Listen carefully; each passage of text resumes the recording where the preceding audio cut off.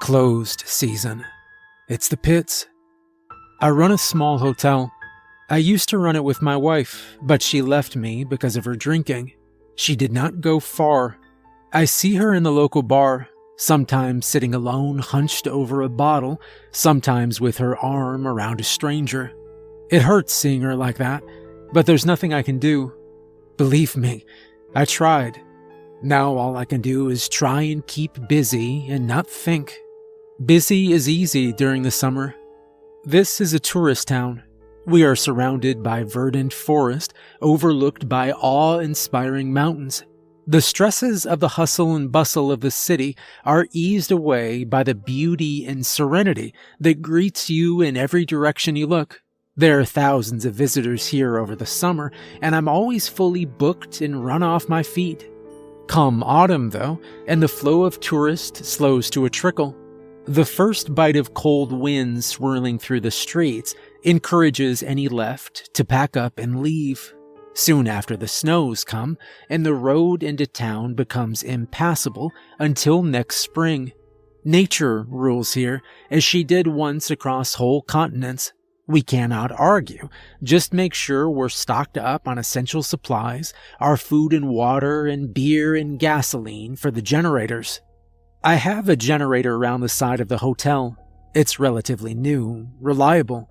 I finish thoroughly cleaning and checking it before I lock up the hotel for the winter. The summer a memory, I try and make the most of the transformed town. On an early December day, I stand in the street outside my hotel just as it's going dark, and I listen to the near silence. There are 20 of us who see out the winter, and everyone else is indoors. There's no traffic on the road. The only sound I can hear is my generator purring efficiently and the birds settling down to nest for the night. I try and savor the tranquility while it lasts. I breathe deep and take in the crisp, clean air. It's in the air that there is a first inkling. There's a smell. Slight at first, so slight you might think you were imagining it.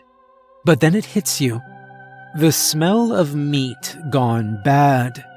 Then there's a murmuring. Voices approaching. My fellow residents will be aware of this as well. The lights in their homes click off one by one, leaving each in darkness behind drawn curtains. Only the streetlights remain. The birds have fallen silent. My heart is beating faster now. It's cold outside, but colder deep within me. I'll never get used to the fear that comes with this moment, or the terror that will linger for the months to come. The first of them appear. There are holes in their clothes through which you can see the holes in their skin, the bones below. There's an urgency to their shuffling gait, and soon they are congregating around the streetlights, their faces turned up to them, their hands reaching out. I step as silently as I can back into the hotel and extinguish the lights inside. I walk along now dark corridors and swing open the doors to the largest room in the hotel, go inside, and flick a switch. I did not close the front door of the hotel behind me, and within minutes I can smell them, hear their murmuring. I make my way to the far end of the room, wait by the smaller door there, holding it open, ready to flee. They file in, begin to fill the room until there are 100 or more, all crammed in. They stand gazing upwards, hands raised, in a kind of reverie. Some sway, some jerk and twitch.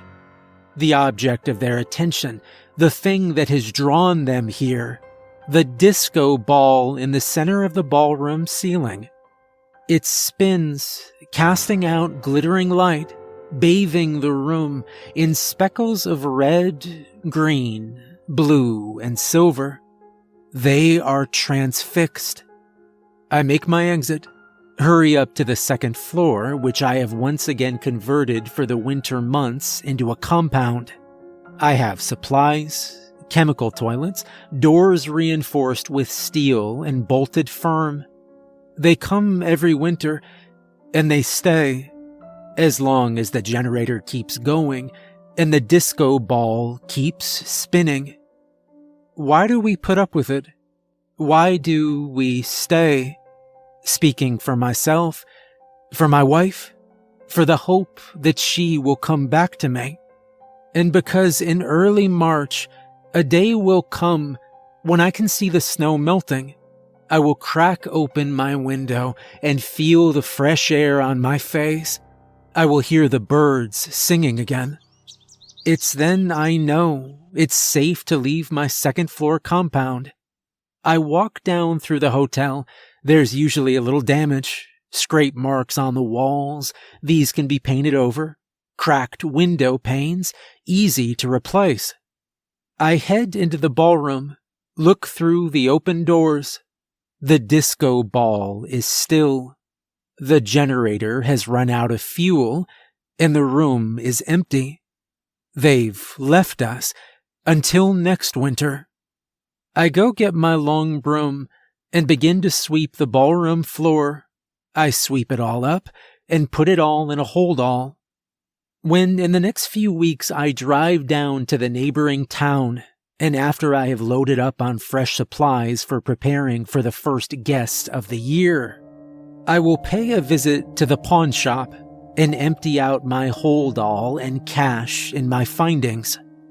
The dented coins, the rings, pendants, bracelets, gold teeth, the things they left behind as an offering in return for a winter of sparkling light.